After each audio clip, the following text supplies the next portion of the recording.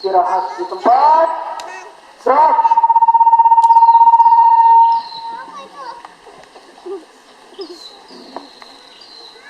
Assalamualaikum warahmatullahi ta'ala wabarakatuh.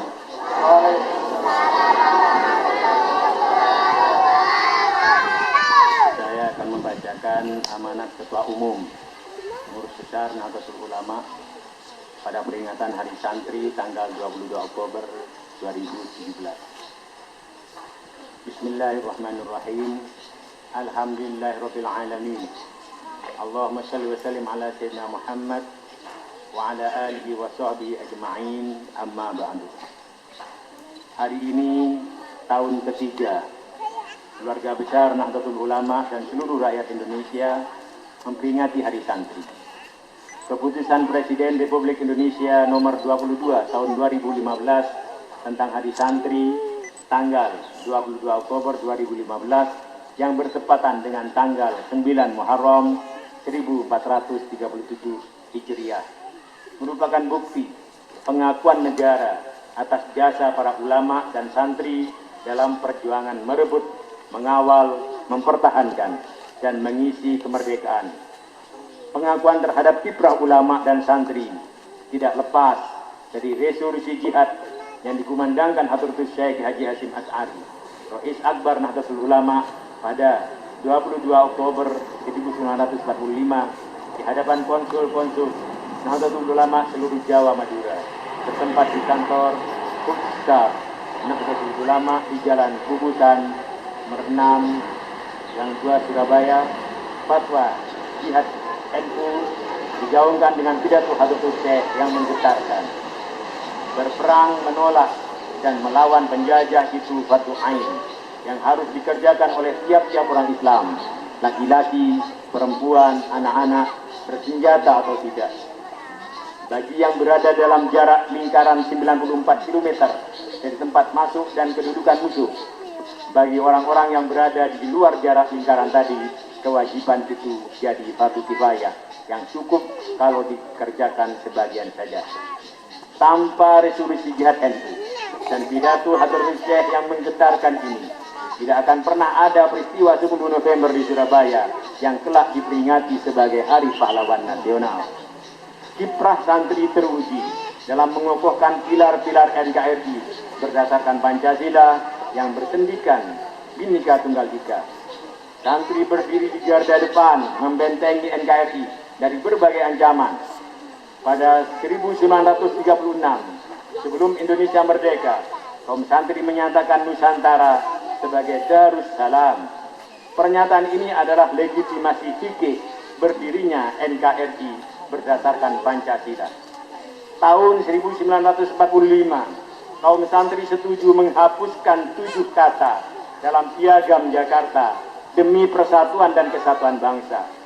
Tahun 1953, kaum santri memberi gelar Presiden Indonesia Insinyur Soekarno sebagai Waliul Amri Ad-Daruri Bisyaukah, pemimpin sah yang harus ditaati, dan menyebut para pemberontak DITII sebagai buwat yang harus diperangi.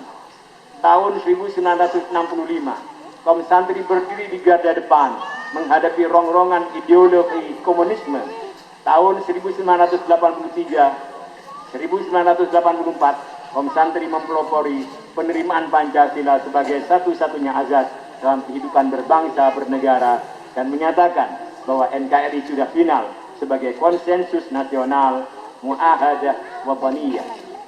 Selepas reformasi, kaum santri menjadi bandul kekuatan moderat sehingga perubahan konstitusi tidak melenceng dari hitoh 1945 bahwa NKRI adalah negara bangsa, bukan negara agama, bukan negara suku, yang mengakui seluruh warga negara memiliki hak dan kewajiban yang sama tanpa diskriminasi berdasarkan suku, ras, agama, dan golongan. Kenyataan ini perlu diungkapkan untuk menginsafkan semua pihak, termasuk kaum santri sendiri, tentang saham mereka yang besar dalam berdiri dan tegaknya NKRI. Tanpa kiprah kaum santri dengan sikap-sikap sosialnya yang moderat, tawassul, toleran, tasamuh, proporsional, tawazun, lurus, i'tidal, dan wajar, iktisad NKRI belum tentu eksis sampai sekarang. Negeri-negeri Muslim di Timur Tengah dan Afrika sekarang remuk dan porak-poranda karena ekstremisme dan ketiadaan komunitas penyangga aliran Islam wasatiyah. Momentum Hari Santri hari ini perlu ditransformasikan menjadi gerakan penguatan paham kebangsaan yang bersintesis dengan keagamaan. Spirit nasionalisme bagian dari iman, hubbul watani minal iman, perlu terus digelorakan di tengah arus ideologi fundamentalisme agama yang mempertentangkan Islam dan nasionalisme. Islam dan ajarannya tidak bisa dilaksanakan tanpa tanah air. Mencintai agama mustahil tanpa berpijak di atas tanah air. Karena itu Islam harus bersanding dengan paham kebangsaan. Hari Santri juga harus digunakan sebagai revitalisasi etos moral kesederhanaan, eksetisme, dan spiritualisme yang melekat sebagai karakter kaum santri. Etos ini penting di tengah merebaknya korupsi dan narkoba yang mengancam masa depan bangsa. Korupsi dan narkoba adalah turunan dari materialisme dan hedonisme. Paham kebendaan yang mengagungkan uang dan kenikmatan semu. Singkatnya, santri harus siap mengemban amanah, yaitu amanah kalimatul haq, berani mengatakan iya terhadap kebenaran walaupun semua orang mengatakan tidak, dan sanggup menyatakan tidak pada kebatilan walaupun semua orang mengatakan iya. Itulah karakter dasar santri yang bumi, langit, dan gunung tidak berani memikulnya. Sebagaimana ditegaskan dalam Al-Quran surat Al-Ahzab ayat 72. Hari ini santri juga hidup di tengah dunia digital yang tidak bisa dihindari. Internet adalah bingkisan kecil dari kemajuan nalar yang menghubungkan manusia sejagat dalam dunia maya. Dia punya aspek manfaat dan mudarat yang sama-sama besar. Internet telah digunakan untuk menyebarkan pesan-pesan kebaikan dan dakwah Islam, tetapi juga digunakan untuk merusak harga diri dan martabat seseorang dengan fitnah dan berita hoax.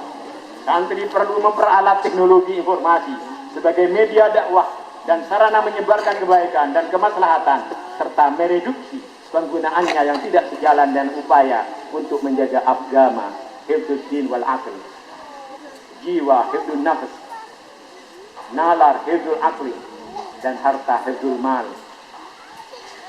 dan keluarga hifdzul nasl, dan martabat hifdzul seseorang. Kaidah fikih al-muhafadzatu 'alal qadimis shalih wal akhdhu bil jadidil aslah senantiasa relevan sebagai bekal kaum santri menghadapi tantangan zaman yang terus berubah. Selamat Hari Santri 2017.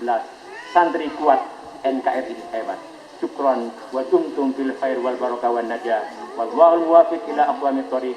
Wassalamualaikum warahmatullahi wabarakatuh. Jakarta, 22 Oktober 2017. Profesor Dr. Haji Said Akil Sirot, Ketua Umum Pengurus Besar Nahdlatul Ulama, ditandatangani.